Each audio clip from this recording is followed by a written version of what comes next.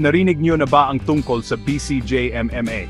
Ito ay kumakatawan sa Bachelor of Science in Communications and Journalism with Multimedia Arts. Isang kurso kung saan hinuhubog ang mga susunod na boses ng media, mga kwentista at mga alagad ng sining. Pero bago nila marating ang kanilang pangarap, may isang malaking pagsubok silang kailangang harapin. Ito ang tinatawag na proposal defense.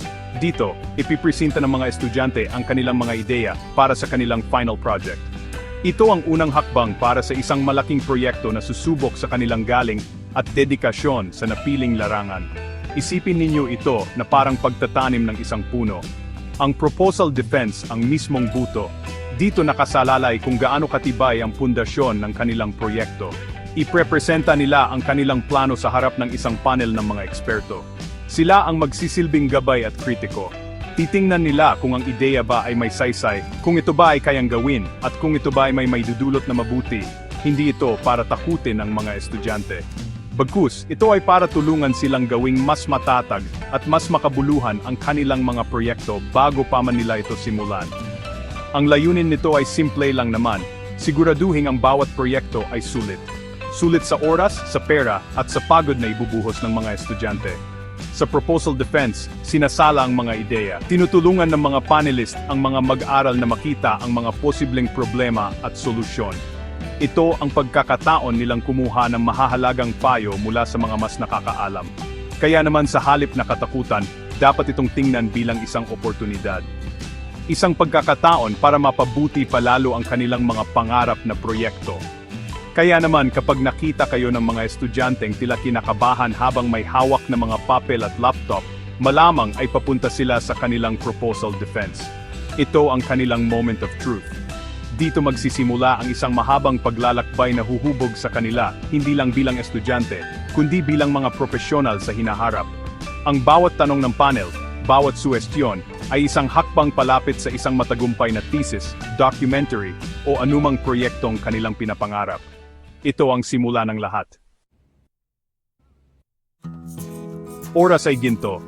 Ngayong alam na natin kung ano ang proposal defense, pag-usapan naman natin ang isang napakahalagang kasangkapan dito ang schedule. Tingnan niyo itong inilabas na BCJ MMA Proposal Defense Schedule para sa araw 1 at 2. Hindi lang ito basta listahan ng mga pangalan at oras. Ito ang Biblia ng lahat ng kasali sa proseso.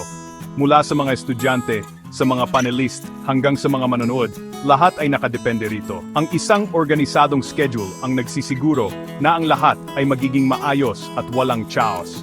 Isipin nyo kung walang schedule. Paano malalaman ng mga estudyante kung kailan sila sasalang? Paano malalaman ng mga panelist kung aling grupo ang kanilang haharapin? Magiging magulo ang lahat. Ang schedule ang nagbibigay ng kaayusan. Sinasabi nito kung sino ang unang grupo, anong oras sila magsisimula, at kung saan gaganapin ang defense. Dahil dito, alam ng lahat kung ano ang aasahan. Nababawasan ang kaba at pag-aalinlangan dahil may sinusunod na sistema. Ang bawat minuto ay mahalaga at tinitiyak ng schedule na walang nasasayang na oras. Para sa mga estudyante, ang schedule ay isang malaking tulong sa kanilang paghahanda.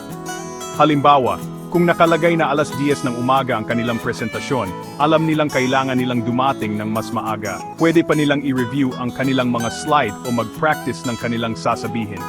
Hindi sila magmamadali. Para naman sa panel, binibigyan sila nito ng sapat na oras para pag-aralan ang bawat proposal bago pa man ang defense. Nababasa nila ang mga dokumento at nakakapaghanda sila ng mga makabuluhang tanong para sa bawat grupo. Bukod sa oras at pangalan, mahalaga rin ang nakasaad na lugar o venue.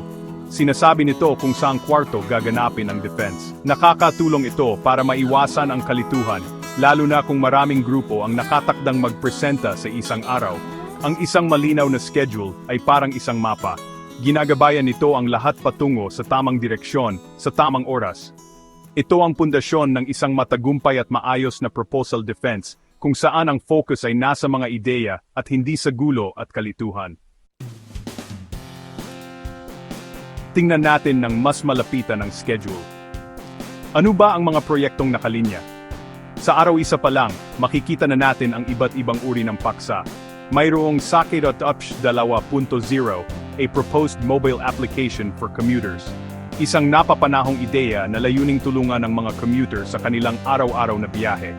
Ito ay isang halimbawa ng proyektong nakatuon sa teknolohiya at pagbibigay ng solusyon sa isang tunay na problema ng lipunan. Ipinapakita nito na ang mga estudyante ng BCJMMA ay hindi lang sa pagsusulat o paggawa ng video magaling. Sa araw-dalawa naman, mayroong proyektong tulad ng ating mga aso documentary on animal welfare. Dito, makikita natin ang puso ng mga estudyante para sa mga hayop. Isang advokasya na isasalin sa isang visual na kwento. Layunin nitong magbigay ng kaalaman at mamulat ang mga manonood tungkol sa tamang pag-aalaga ng mga aso. Iba naman ang dating ng Kape Kultura, a coffee table book on the history of coffee in the Philippines. Ito ay isang proyektong nagsasaliksik sa ating kultura at kasaysayan sa pamamagitan ng isang bagay na malapit sa puso ng maraming Pilipino, ang kape. Ang pagkakaiba-iba ng mga paksang ito ay nagpakita kung gaano kalawak ang sakop ng kursong BCJ-MMA. Hindi sila nakakahon sa isang uri ng proyekto. Mula sa pagbuo ng isang mobile application, paggawa ng isang makabuluhang dokumentaryo, hanggang sa paglikha ng isang coffee table book.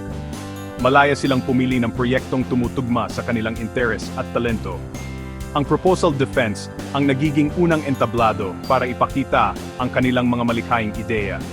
Dito natin nakikita ang potensyal ng bawat estudyante na maging isang innovator, isang storyteller, o isang cultural historian.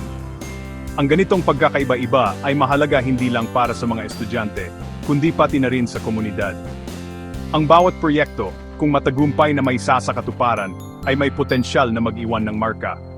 Maaring mapadali nito ang buhay ng mga commuter, may salba ang buhay ng mga hayop, o mapalalim ang ating pag-unawa sa sarili nating kultura. Ang proposal defense, sa tulong ng organisadong schedule, ang nagbibigay daan para ang mga maliliit na ideyang ito ay lumago at maging isang malaking kontribusyon sa ating lipunan.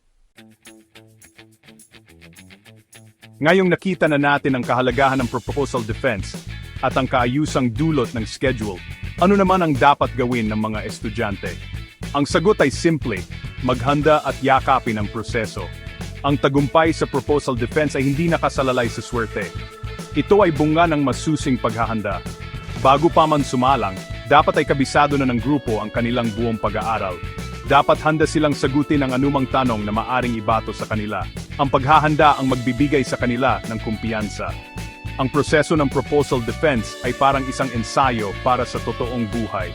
Sa mundo ng media at komunikasyon, palagi kang haharap sa mga tao para ipresenta ang iyong mga ideya. Kailangan mong kumbinsihin ang mga boss, mga kliyente, o ang publiko. Ang defense ay isang ligtas na lugar para magkamali at matuto. Ang bawat puna mula sa panel ay hindi personal na atake. Ito ay isang regalong makakatulong para mas mapaganda ang kanilang trabaho. Kaya imbes na panghinaan ng loob, dapat itong gamitin bilang panggatong para mas pagbutihin pa.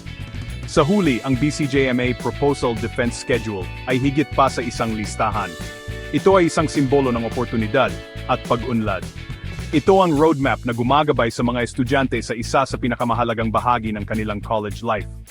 Ang pagsunod dito ay pagpapakita ng disiplina at respeto sa proseso sa kanilang mga professor at sa kanilang mga sarili.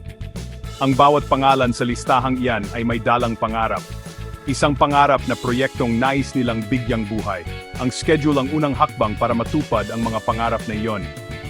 Kaya sa lahat ng mga estudyante ng BCJMMA na sasabak sa proposal defense, huminga ng malalim.